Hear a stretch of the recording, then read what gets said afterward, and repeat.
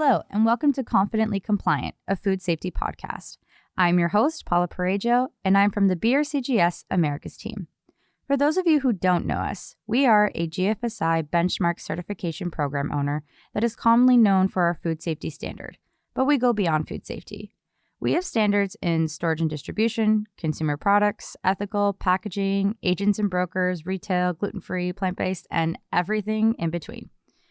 We help certify the whole supply chain and can help support you to meet compliance and brand protection. In today's episode, I'm speaking with Karen Betts, Head of Compliance at BRCGS, where we will be discussing elements of compliance, asking the question, is your auditor doing a good job? Understanding what program owners do to help ensure quality audits. Welcome, Karen, and thanks for joining us.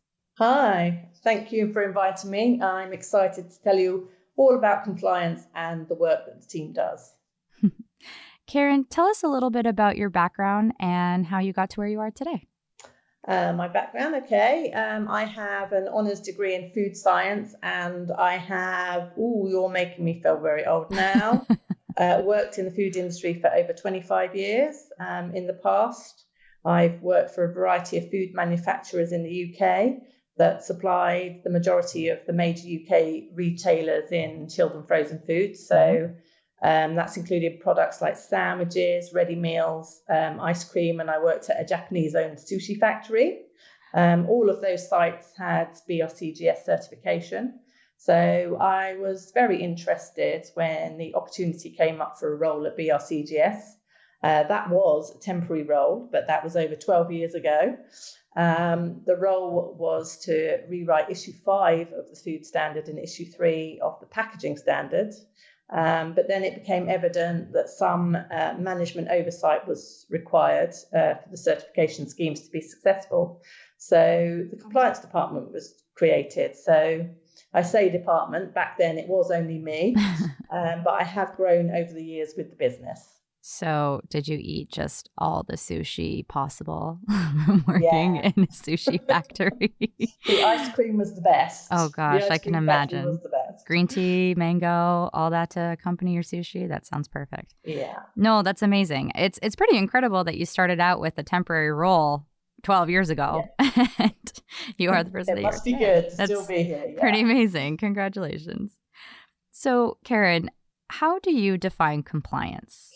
Well, in third-party certification, there are a lot of requirements. Mm-hmm. So things that need to be understood, adhered to and fulfilled. So effectively, the rules by which we operate. So I'd say compliance is about consistency, ensuring those rules and requirements are understood in the same manner by all the stakeholders and are implemented consistently. So we're looking for consistent high standards to create trust and confidence in our certification programs for all users of that program. Mm-hmm. So sites can be proud of the certification that they hold and brand owners can be confident in the ongoing standards at any site that holds that certificate. Do you think this definition changes between certification program owners? More specifically, are the standards higher in some certification programs over others regarding compliance? Well, we'd like to think so. The feedback we get is that BRCGS standards are very prescriptive. Mm-hmm. So they're detailed in what we require so people know what they need to do. So there's no room for interpretation, no room for different opinions, no room for inconsistencies. Mm-hmm. Compliance is the top priority for BRCGS, and we operate to ensure that we are accessible for inquiries and that we have a management overview system that monitors the results of the audits. That priority is reflected in the increasing resources for compliance, from the investment we are making to our IT systems, to the growth in the team and the budget of over £250,000 for compliance activities this year. Wow. Many food safety certification schemes are benchmarked by GFSI, that's the Global Food Safety Initiative, mm-hmm. who lay down their own requirements for compliance or integrity programs. But we like to think that we meet and exceed those requirements. I see. When completing an audit, program owners have a ranking system in place, or what we are most familiar with, a grading system. Can you walk me through the different grading possibilities and their value with a practical example? Well, we like to give stakeholders a choice. So the first choice to make is whether the audit is announced or unannounced. So only those sites that invite unannounced audits may achieve the highest AA plus grade. So our grading system works on the principles of the number and types of non-conformities that are identified at an audit. So we define them as critical, major, or minor. So this is to identify the level of risk to the product and allows the site to prioritise actions appropriately. So if I give you an example, say we have a factory producing shrimp, and some of those shrimp are breaded and therefore they contain gluten. We expect the cleaning controls to be validated to prove that there's no risk of cross-contamination and they're effective. So if this hasn't been done appropriately, then there's the potential for product risk, and this would be a major non-conformity. The site would need to review the handling procedures to make sure that this was adequately corrected. It's a feature of the BRCGS certification scheme that no certification is awarded until there is evidence that all non-conformities have been corrected and closed out. So a site with one major non-conformity would receive a B grade.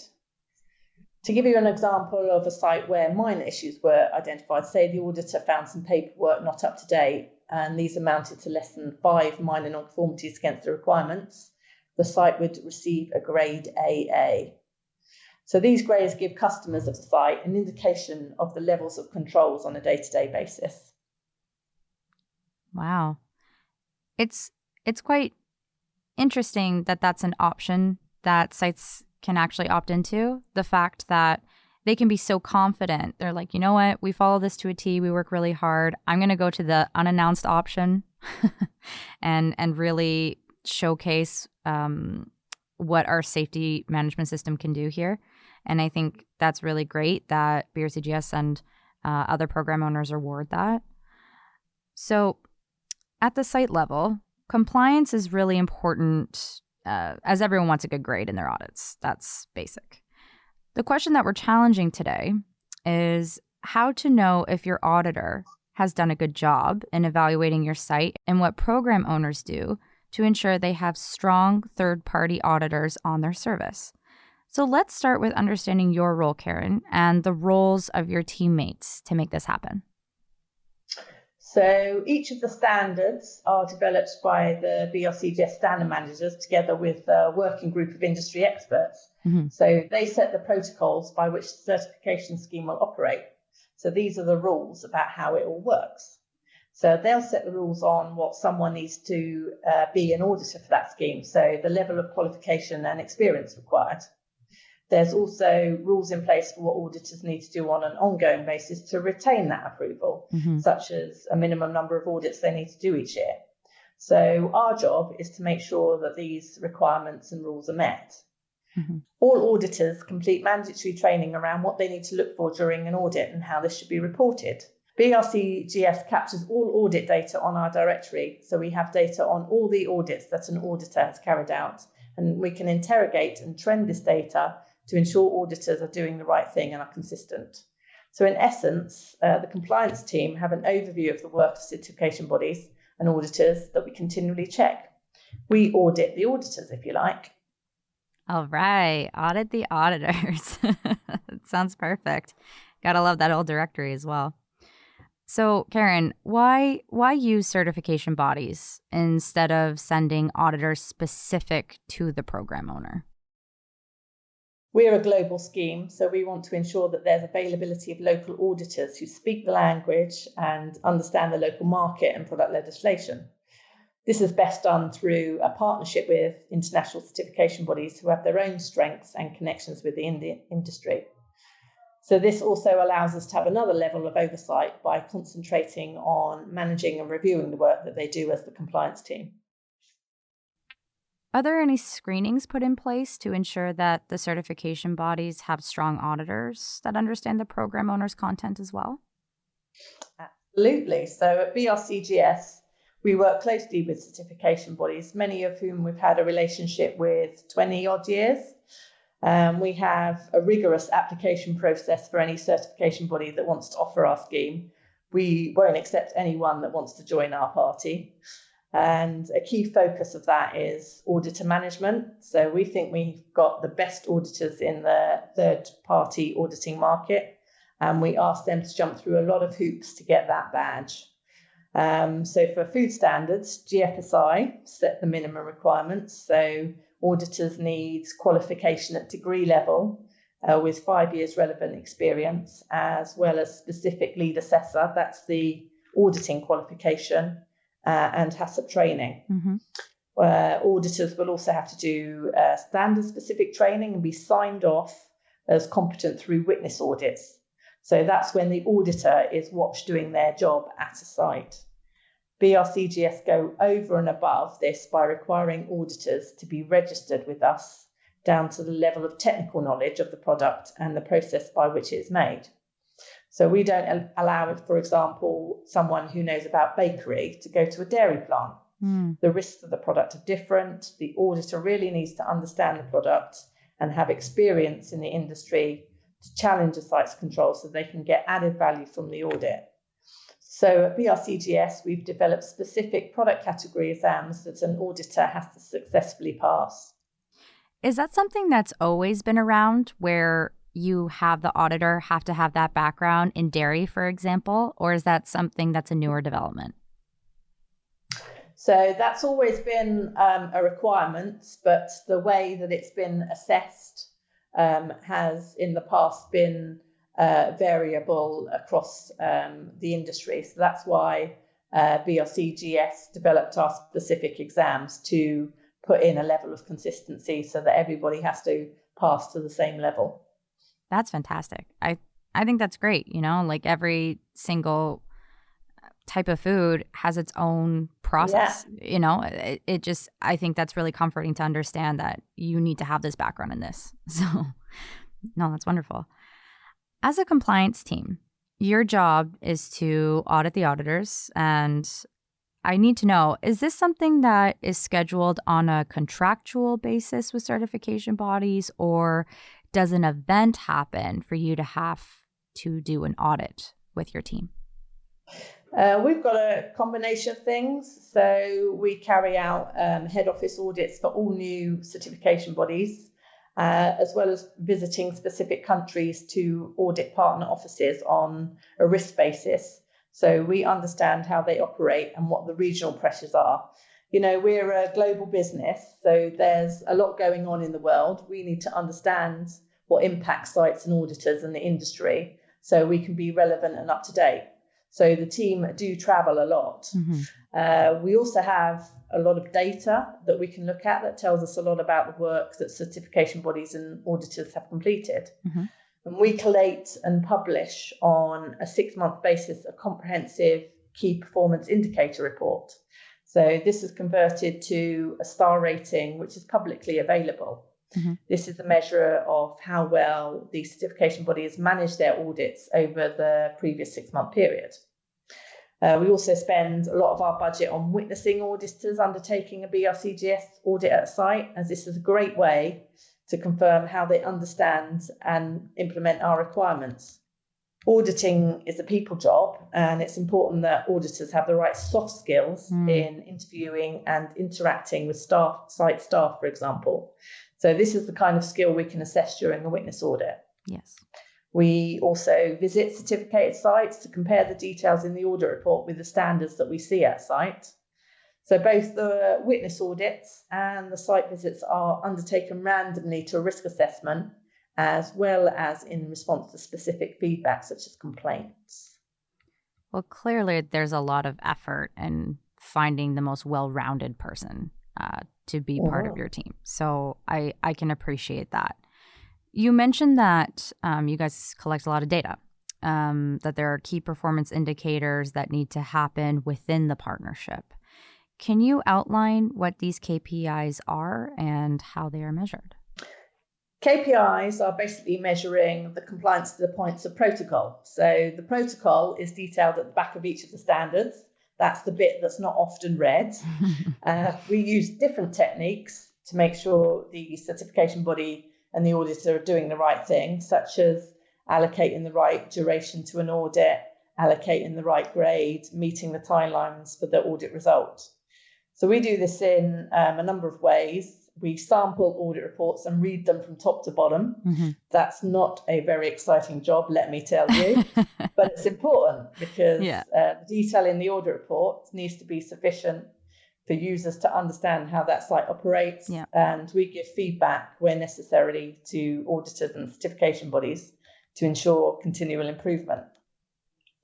We also trend data from the directory to make sure protocols are met, so that the certification body, for instance, has planned unannounced audits in the right time frame.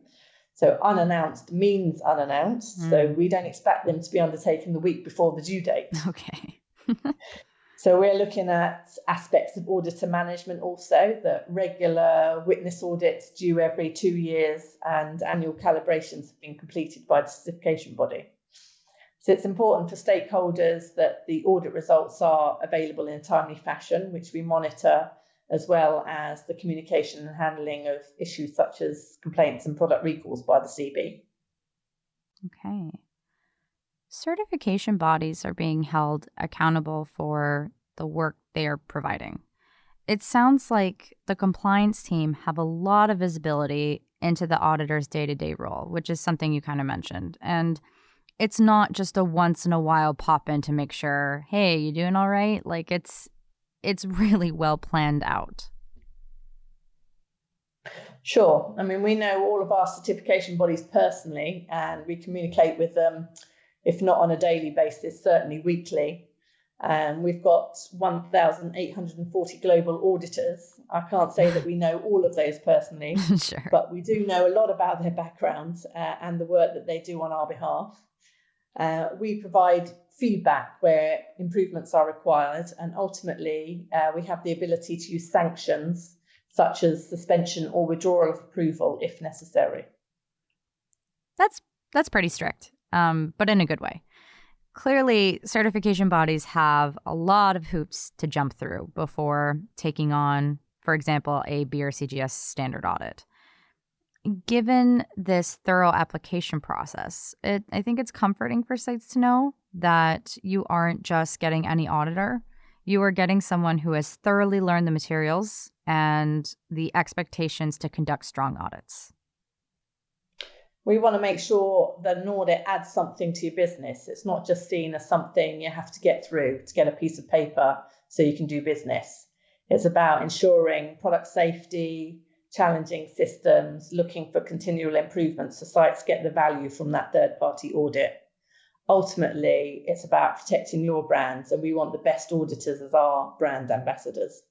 I can see that. I can really see through this structure that is the main goal.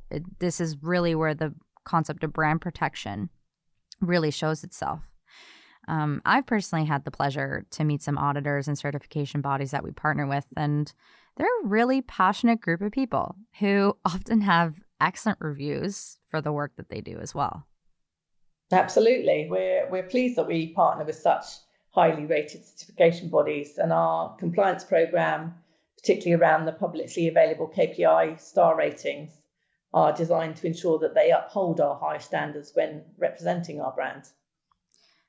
One thing to consider, although we've made it very clear that the certification bodies we partner with are highly qualified and have indicated high level of achievements, people can still make mistakes.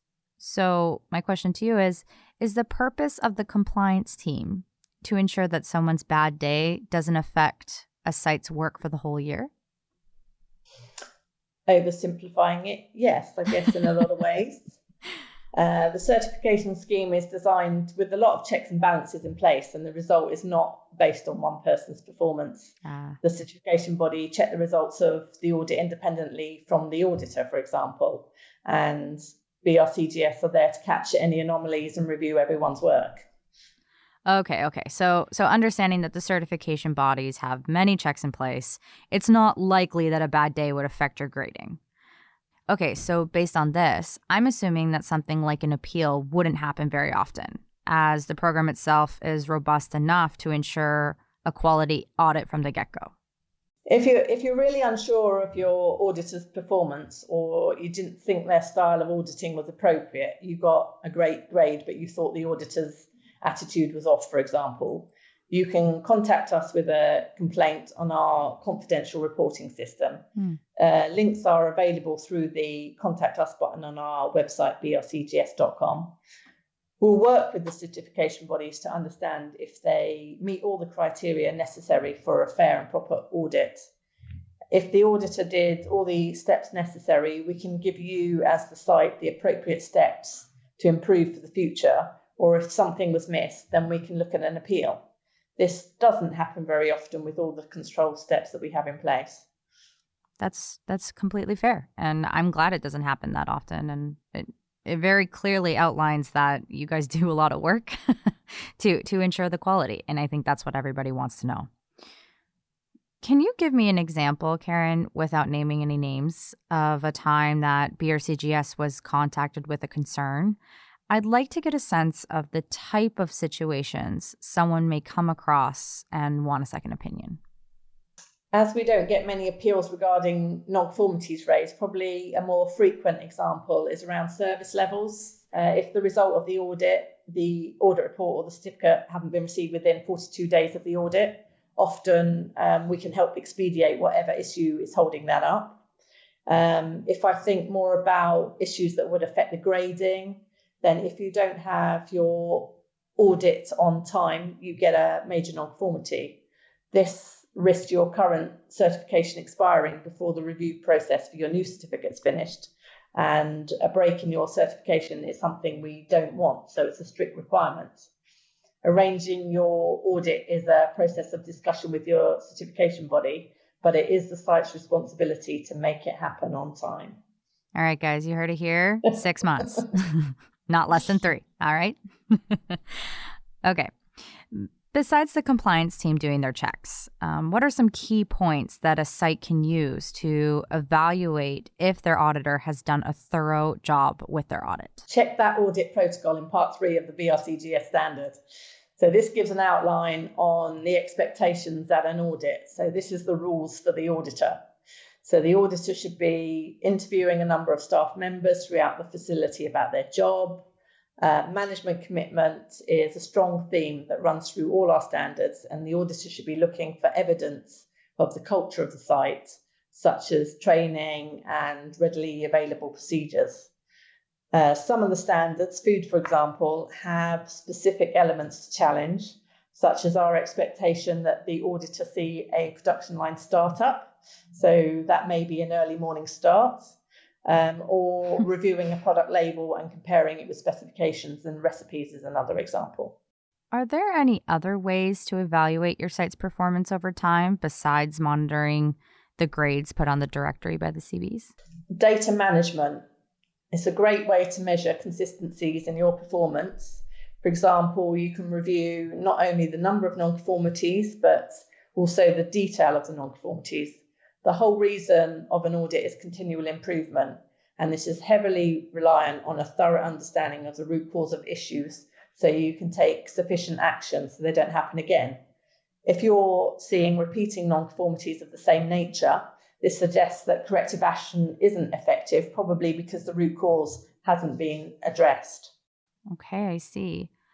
How should someone collect this data? Like, do they have to go through manual records or? Well, at BRCGS, we've got all the data, and I suppose the key is how to manipulate and trend that data in a meaningful way.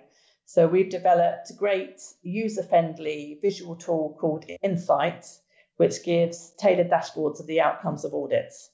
Okay. So if going through manual records isn't really your thing, then it sounds like this Insight tool can be a really great asset to you.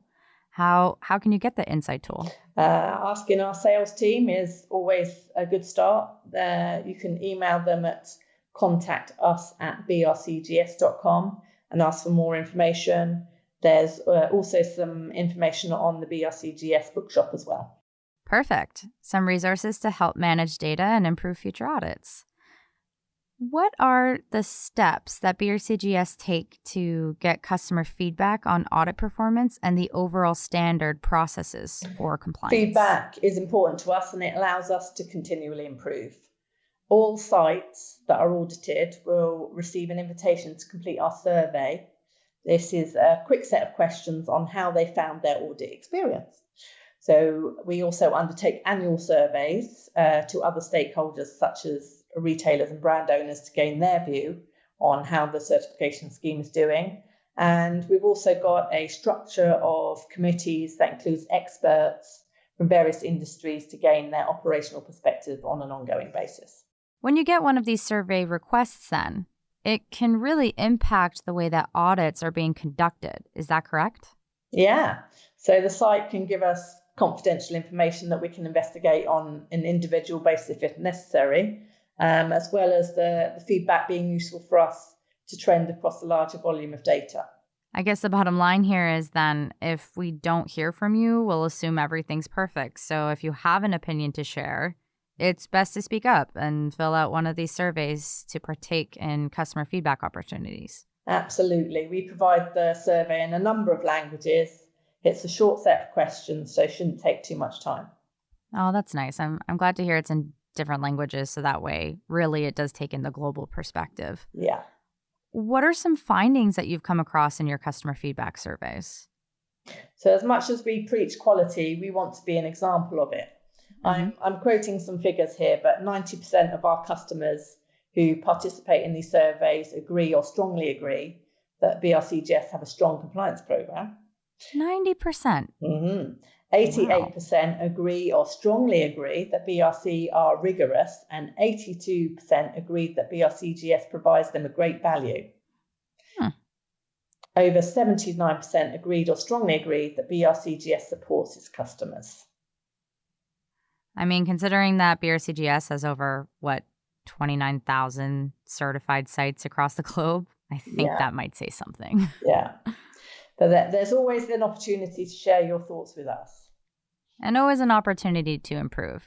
By no means are we saying that we're perfect, but at least this gives everybody an opportunity to speak up so we can continue to share that quality that we preach. Is there anything else that you think, Karen, would be great to share to understand if your auditor is doing a great job? So just a reminder that when you're arranging your next audit, in good time, remember, 6 months prior, you've got a number of certification bodies to choose from. So they and their expertise, they're all listed at brcdirectory.com.